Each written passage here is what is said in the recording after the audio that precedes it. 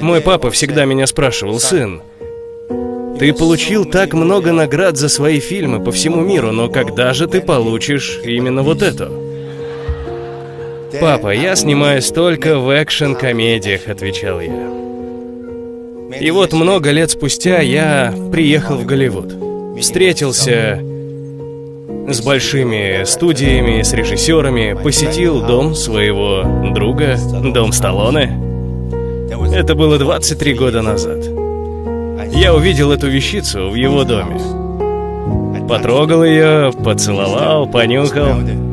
Я все еще верю, что на ней до сих пор мои отпечатки пальцев.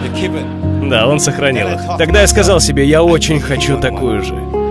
И после 56 лет в киноиндустрии, более чем после 200 фильмов, после стольких переломов костей, наконец, она моя.